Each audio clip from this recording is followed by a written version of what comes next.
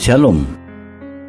Renungan kali ini berjudul Pengorbanan Hidup dan Membentuk Hidup Kita oleh Evangelis Lokamanya Prawiro. Sekarang kita akan mengeksplorasi aspek esensial dari respons kita pada pilihan Allah yang memampukan kita untuk menemukan tujuan-tujuannya bagi kita dan hidup di dalamnya.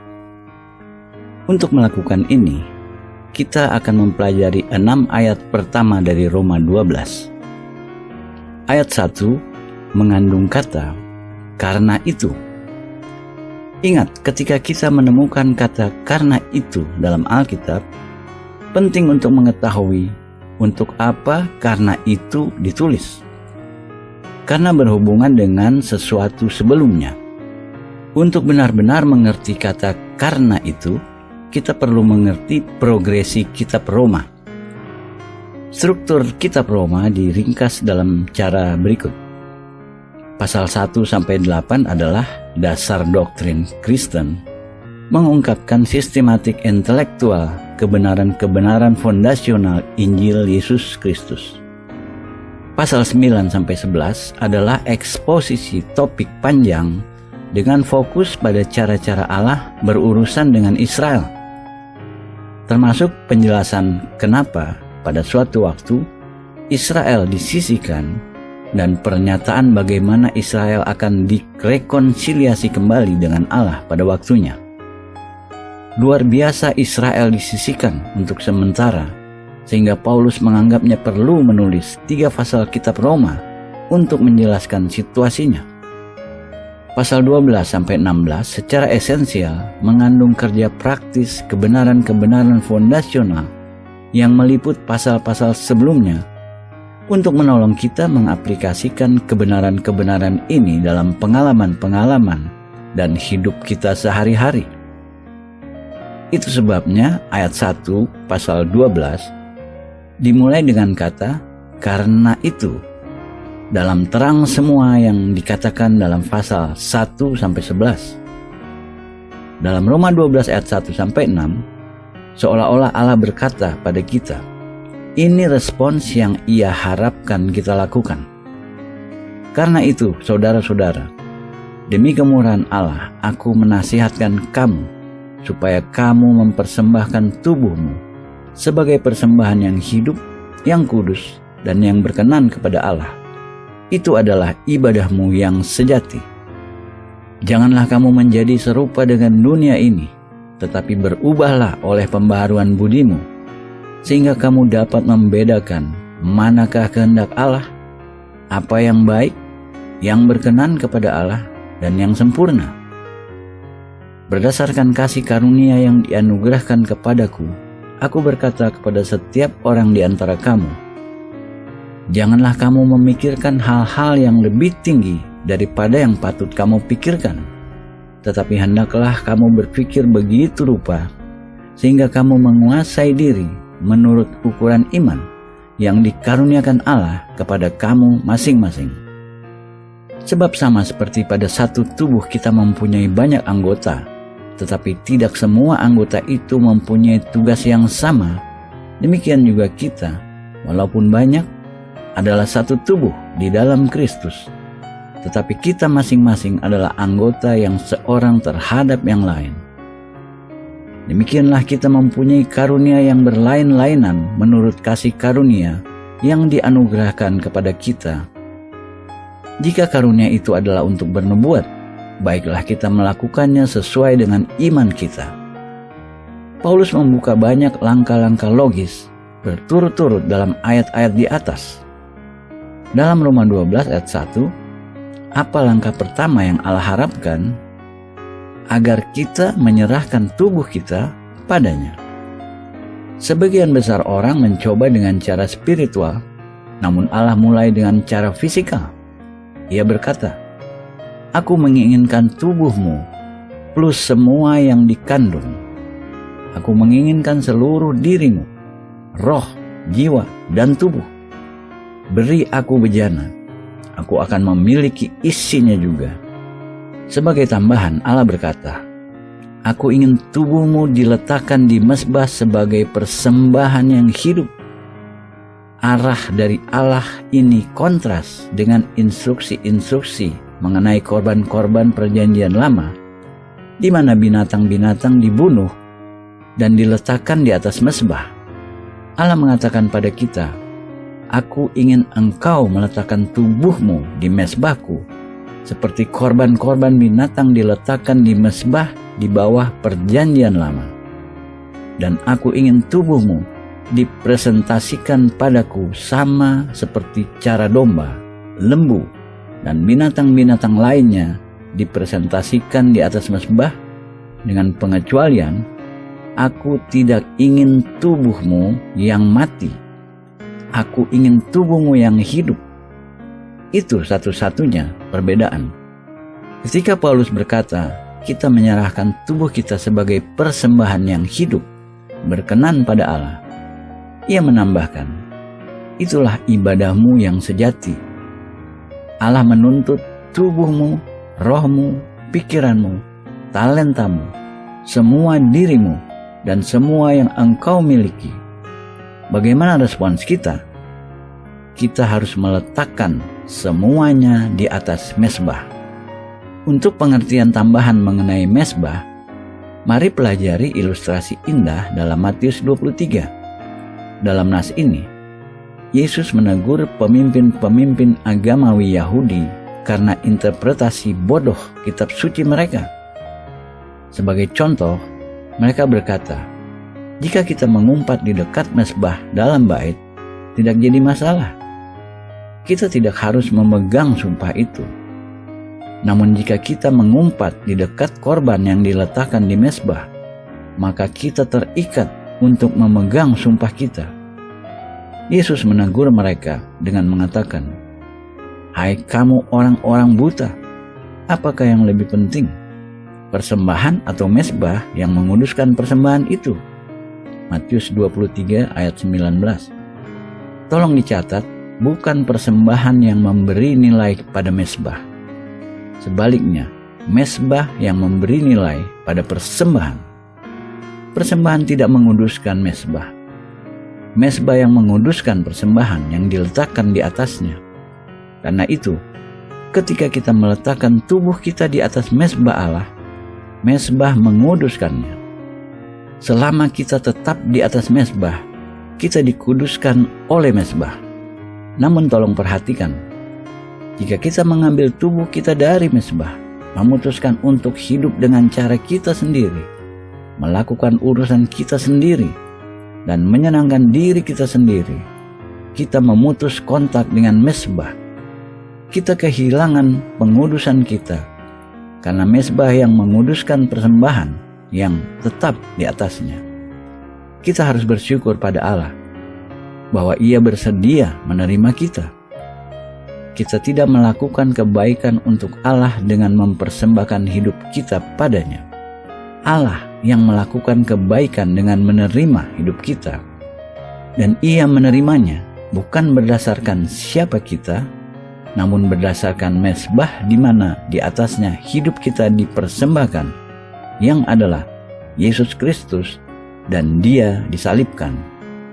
1 Korintus 2 ayat 2. Selanjutnya, kita akan melihat Roma 12 ayat 2. Janganlah kamu menjadi serupa dengan dunia ini, tetapi berubahlah oleh pembaharuan budimu, sehingga kamu dapat membedakan manakah kehendak Allah, apa yang baik, yang berkenan kepada Allah, dan yang sempurna. Apa yang terjadi ketika kita meletakkan tubuh kita di mezbah? Kita diperbaharui dalam pikiran kita. Cara kita berpikir berubah. Sikap mental, ambisi kita, hubungan kita, penilaian kita, dan standar-standar kita ditransformasi. Sementara semua faktor itu berubah, di dalam pikiran kita, seluruh cara hidup kita berubah. Kita tidak lagi menuruti cara dunia, namun kita ditransformasi melalui pembaharuan pikiran kita. Mari pelajari pola hidup di dunia seperti dipresentasikan dalam 1 Yohanes 2 ayat 15-17. ayat 15 dan 16 yang menggambarkan sikap manusia duniawi atau kedagingan. Lalu ayat 17 menggambarkan roh dan sikap orang yang sudah diperbaharui dalam pikirannya dengan menyerahkan tubuhnya di mezbah. Janganlah kamu mengasihi dunia dan apa yang ada di dalamnya. Jikalau orang mengasihi dunia, maka kasih akan Bapa tidak ada dalam orang itu. Sebab semua yang ada di dalam dunia, yaitu keinginan daging dan keinginan mata, serta keangkuhan hidup, bukanlah berasal dari Bapa, melainkan dari dunia. Dan dunia ini sedang lenyap dengan keinginannya. Tetapi orang yang melakukan kehendak Allah tetap hidup selama-lamanya. 1 Yohanes 2 ayat 15-17. Pikiran duniawi berasal dari keinginan daging dan keinginan mata, serta keangkuhan hidup. Berasal dari hal-hal sementara yang tidak tetap, hal-hal yang tidak memiliki nilai real dan permanen. Walaupun demikian, ketika kita diperbaharui dalam pikiran kita dan kita mulai melakukan kehendak Allah seperti Ia mengungkapkannya pada pikiran kita yang sudah diperbaharui, maka kita tetap hidup selama-lamanya. Tidakkah itu ayat yang indah? Mari kita mengambil waktu sejenak untuk mengatakan dengan keras, tetapi orang yang melakukan kehendak Allah tetap hidup selama-lamanya.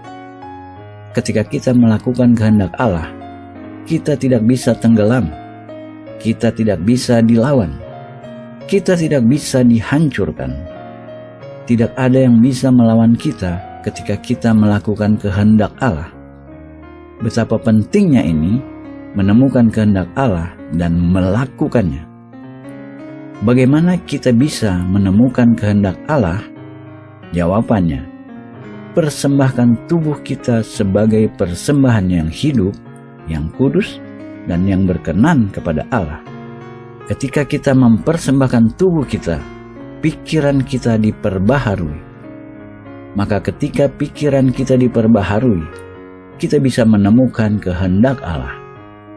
Bagian akhir Roma 12 ayat 2 menolong kita melihat beberapa aspek penting mengenai kehendak Allah. Tetapi berubahlah oleh pembaharuan budimu, sehingga kamu dapat membedakan manakah kehendak Allah, apa yang berkenan kepada Allah, dan yang sempurna. Roma 12 ayat 2. Mari kita jujur, pikiran lama yang belum diperbaharui tidak bisa menemukan kehendak Allah. Kenapa? Karena Paulus berkata dalam Roma 8 ayat 7, sebab keinginan daging adalah perseteruan terhadap Allah. Allah tidak akan mengungkapkan kehendaknya kepada pikiran duniawi.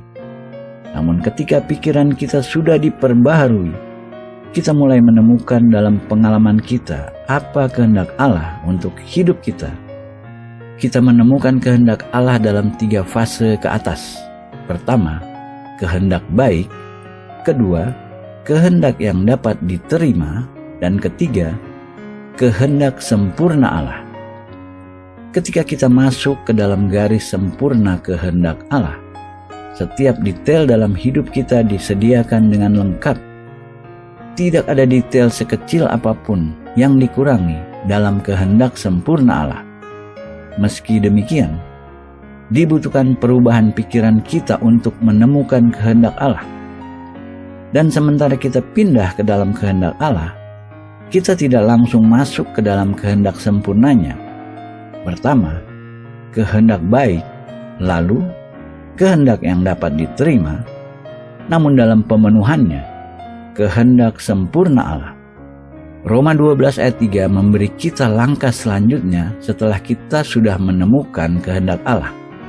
Berdasarkan kasih karunia yang dianugerahkan kepadaku, aku berkata kepada setiap orang di antara kamu, janganlah kamu memikirkan hal-hal yang lebih tinggi daripada yang patut kamu pikirkan, tetapi hendaklah kamu berpikir begitu rupa dengan rendah hati dan realistis, sehingga kamu menguasai diri menurut ukuran atau proporsi iman yang dikaruniakan Allah kepada kamu masing-masing.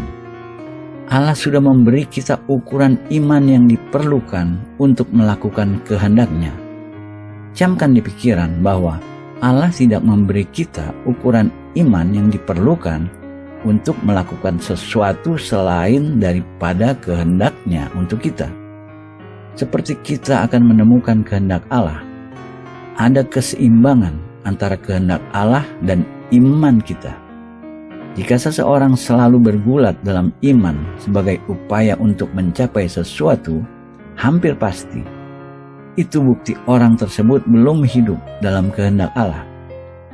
Ayat ini membuat jelas ketika kita sudah menemukan kehendak Allah, kesadaran pertama kita, Allah sudah menganugerahkan ke dalam kita ukuran iman yang setara dengan tugas yang Ia inginkan kita lakukan. Jika ada konflik terus-menerus antara iman kita dan apa yang kita coba lakukan, tolong hati-hati. Kita mungkin mencoba melakukan hal yang salah. Kemungkinan kita belum menemukan kehendak Allah. Dan alasannya, mungkin kita belum diperbaharui dalam pikiran kita. Jika itu kasusnya, kita belum meletakkan tubuh kita di atas mezbah. Dalam ayat 4 dan 5 kitab Roma 12, kita mengambil langkah berikutnya setelah menyadari ukuran iman kita. Sebab sama seperti pada satu tubuh kita mempunyai banyak anggota, tetapi tidak semua anggota itu mempunyai tugas yang sama. Demikian juga kita, walaupun banyak, adalah satu tubuh dalam Kristus, tetapi kita masing-masing adalah anggota yang seorang terhadap yang lain. Kita menemukan selanjutnya, kita anggota tubuh Kristus. Kita memiliki tempat khusus dan fungsi spesifik. Esensial menemukan posisi kita dalam tubuh. Hanya ada satu tempat di mana kita bisa berfungsi dengan benar, dan itu tempat di mana Allah mentahbiskan kita. Jika Allah sudah membuat kita tangan, kita akan gagal jika kita mencoba memainkan peran sebagai kaki. Jika Allah sudah membuat kita mata, kita tidak akan pernah berfungsi baik sebagai kuping. Lihat 1 Korintus 12 ayat 14-27. Kita harus menemukan tempat kita dalam tubuh. Ketika kita menemukan kita anggota apa, maka kita akan berfungsi tanpa usaha, rileks, bebas, dan tidak dipermalukan. Tangan kita tidak bermasalah menjadi tangan. Namun jika kita ingin berfungsi sebagai kaki, memakai sepatu dan mencoba berjalan, banyak masalah yang tidak bisa diselesaikan. Sayangnya, ada banyak tangan mencoba menjadi kaki dalam tubuh Kristus saat ini. Ada banyak mata mencoba menjadi kuping. Alasannya, orang-orang belum mengikuti langkah-langkah dalam firman untuk mencari tempat mereka dalam tubuh. Kebenaran terakhir yang kita akan lihat dari Roma 12 ayat 6. Demikianlah kita mempunyai karunia yang berlain-lainan, menurut kasih karunia yang dianugerahkan kepada kita. Ini poin di mana karunia-karunia datang bukan di awal, namun di garis akhir. Ketika kita sudah menemukan tempat kita melakukan pekerjaan kita. Ketika kita memenuhi fungsi kita, apakah kita tahu apa yang akan kita temukan? Kita akan menemukan karunia-karunia yang kita perlukan untuk melakukan pekerjaan kita. Tolong jangan berdoa semaunya atau sewenang-wenang. Tuhan, saya ingin karunia bernubuat, atau saya ingin karunia kesembuhan, atau saya ingin karunia interpretasi. Itu bukan cara berdoa. Sebaliknya, berdoa dengan cara ini. Tuhan, tunjukkan pada saya tempat saya dalam tubuh Kristus. Tunjukkan saya apa yang Engkau ingin saya lakukan. Sesungguhnya, kita tidak harus berdoa untuk karunia-karunia ketika kita sudah menemukan tempat kita dan mulai melakukan pekerjaan kita. Kita akan menemukan karunia-karunia akan masuk dengan sendirinya ke dalam operasi kita. Dari semua yang kita sudah bahas, Mari dengan singkat kita review langkah-langkah respons kita pada pilihan Allah seperti diringkas dalam Roma 12 ayat 1-6. Pertama, kita mempersembahkan tubuh kita di mezbah Allah atau Yesus Kristus dan Dia disalib. Jika kita belum pernah melakukan langkah itu, kita harus melakukannya. Kita akan bahas kemudian. Kita harus tahu dengan yakin jika kita sudah melakukannya. Jika kita tidak pasti, kita kemungkinan belum melakukan langkah itu. Kedua, ketika kita mempersembahkan tubuh kita di mezbah Allah, kita diperbaharui dalam pikiran kita. Kita mulai berpikir dengan cara-cara berbeda sepenuhnya. Dengan berpikir berbeda, kita hidup berbeda. Kita tidak lagi hidup menurut dunia. Kita ditransformasi dalam perilaku kita. Ketiga, kehendak Allah untuk kita diungkapkan pada pikiran kita yang diperbaharui. Kita menemukan kehendak Allah secara progresif dalam 3 tahap. Kehendak baik, kehendak yang dapat diterima, dan kehendak sempurna Allah. Keempat, sementara kita menemukan kehendak Allah, kita menemukan kita memiliki iman yang diperlukan untuk melakukan kehendak-Nya. Allah sudah memberi kita iman yang proporsional sesuai kebutuhan untuk melakukan apa yang Ia minta kita lakukan. Kelima, sementara kita menemukan kehendak Allah, kita menemukan tempat dan fungsi khusus kita dalam tubuh Kristus. Kita menemukan anggota apa kita dan bagaimana kita beroperasi. Keenam, sementara kita mempelajari tempat kita dan mulai memenuhi fungsi kita di dalamnya, kita menemukan diri kita mendaya gunakan karunia-karunia yang dibutuhkan. Ini urutan logis ilahi ketika kita mempersembahkan hidup kita.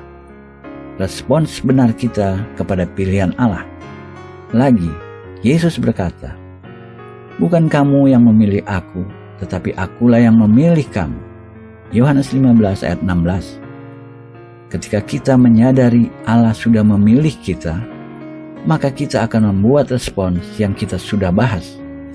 Dari apa yang kita sudah bahas sepanjang ini, tak diragukan kita sadar bahwa perubahan-perubahan akan datang dalam hidup kita.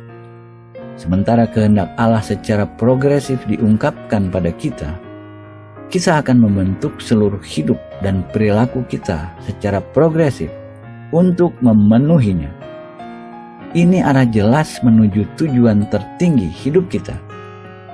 Ini apa yang membuat pengudusan berarti.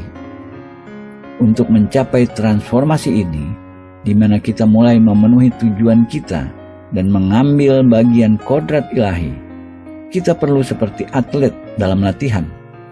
Dalam hal itu, ada 2 pernyataan Rasul Paulus, dimulai dengan Kisah Para Rasul 24 ayat 16.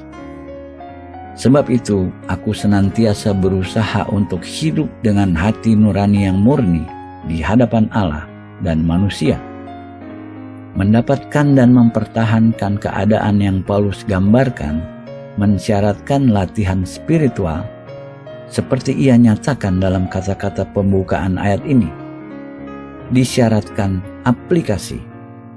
Selanjutnya, mari lihat 1 Korintus 9, di mana Paulus dengan sengaja mengaplikasikan pada dirinya sebagai pelayan Kristus teladan-teladan dan prinsip-prinsip yang diambil dari pengalaman-pengalaman kontestan-kontestan atletik. Tidak tahukah kamu bahwa dalam gelanggang pertandingan semua peserta turut berlari, tetapi bahwa hanya 1 orang saja yang mendapat hadiah? Karena itu, larilah begitu rupa sehingga kamu memperolehnya. Ayat 24-25. Siapapun yang ingin berhasil dalam atletik harus menaruh dirinya di bawah aturan hidup yang ketat, disiplin. Mereka berbuat demikian untuk memperoleh suatu mahkota yang fana. Tetapi kita untuk memperoleh satu mahkota yang abadi. 1 Korintus 9 ayat 25. Atlet berkompetisi untuk mahkota fana seperti medali Olimpik emas, perak, atau perunggu. Namun kita mendisiplin diri kita secara spiritual untuk medali kekal. Kamu akan menerima mahkota kemuliaan yang tidak dapat layu. 1 Petrus 5 ayat 4. Paulus melanjutkan, sebab itu aku tidak berlari tanpa tujuan. 1 Korintus 9 ayat 26. Ia mengatakan, saya tahu kemana arah saya.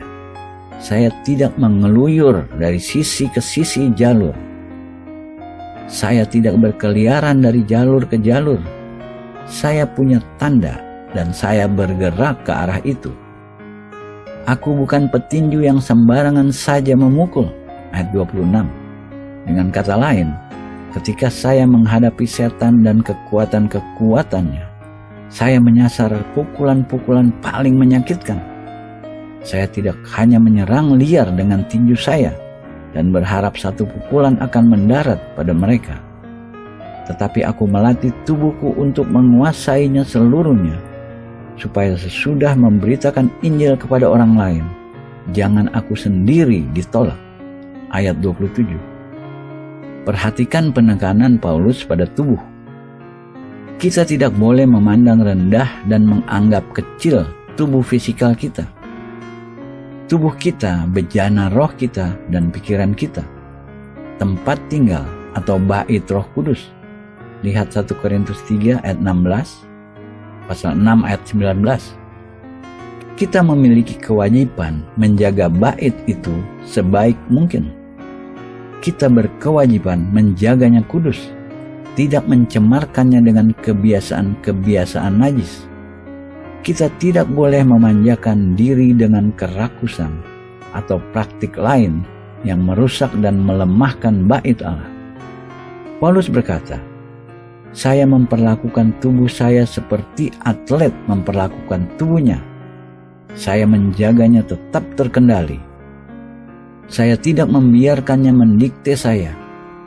Tubuh adalah pelayan yang baik, namun tuan yang ketakutan. Jangan pernah biarkan tubuh kita memerintah kita.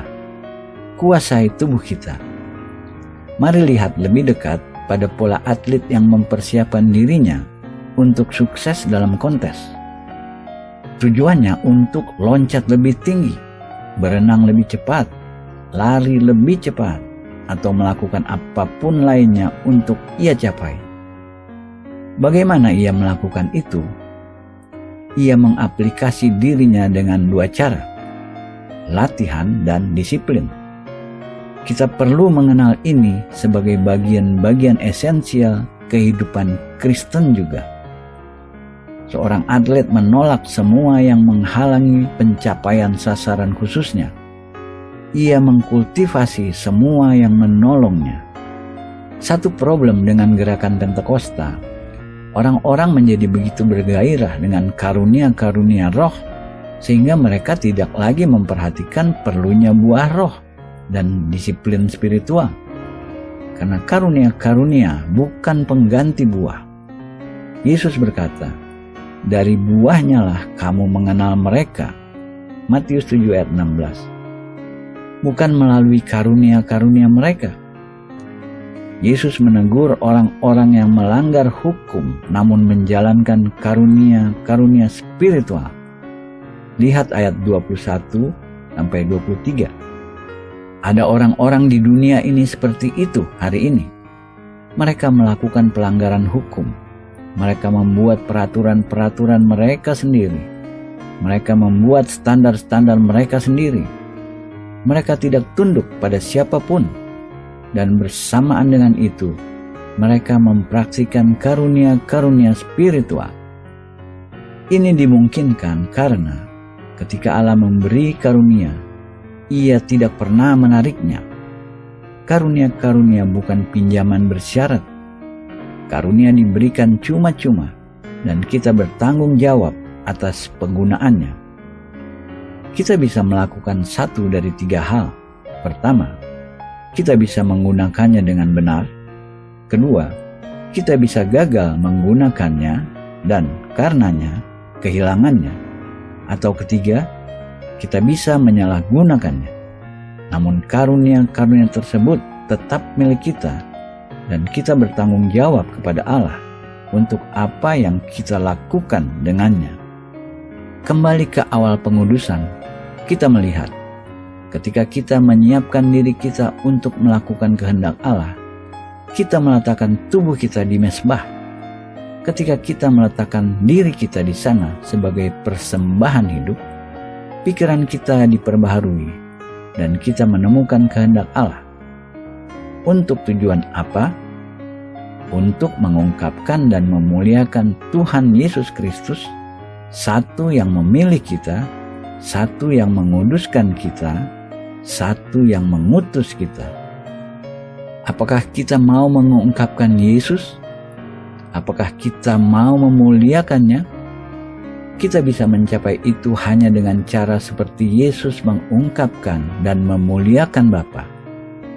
Kita mencapainya dengan menemukan dan melakukan kehendak Bapa.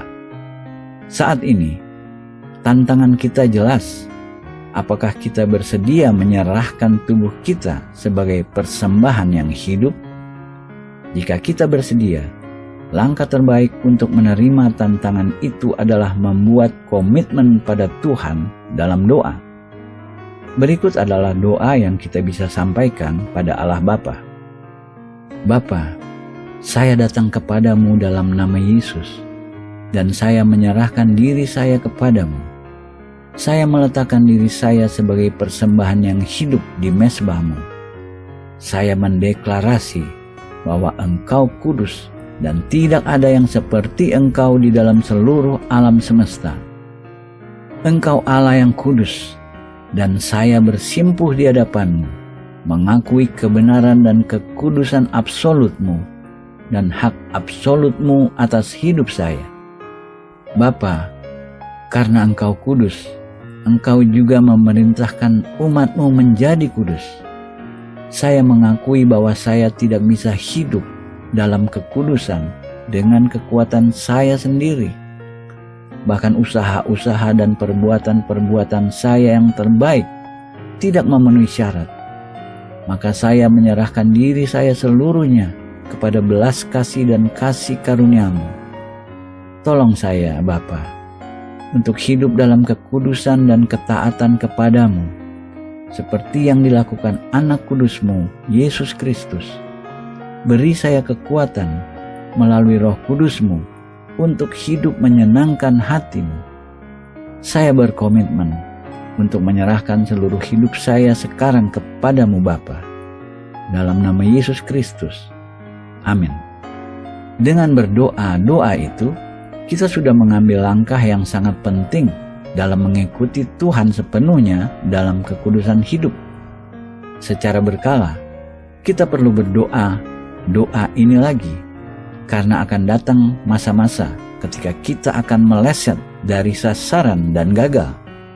Pada waktu-waktu itu, ingat bahwa Allah kita adalah Bapa pengasih, dan Yesus Juru Selamat kita yang mengetahui seperti apa menjadi manusia. Berdoa syafaat bagi kita, bahkan dari sekarang. Lihat Ibrani 7 ayat 25. Kita memiliki jaminan Yesus bahwa penolong kita, Roh Kudus, akan memimpin kita dan menuntun kita ke dalam semua kebenaran. Lihat Yohanes 16 ayat 13. Mengingatkan kita selalu semua yang Yesus telah lakukan dan ajarkan. Lihat Yohanes 14 ayat 26. Dengan pertolongan supernatural seperti itu, kita akan berhasil hidup di hadapan Tuhan dalam kekudusan dan ketaatan. Semoga Ia menolong kita dalam segala jalan. Semoga Ia memberi kita kuasa melakukan semua yang kita sudah pelajari. Dan semoga Ia memberkati kita dan memberi kita kepenuhan sementara kita memusatkan diri kita untuknya dan tujuan-tujuannya. Amin.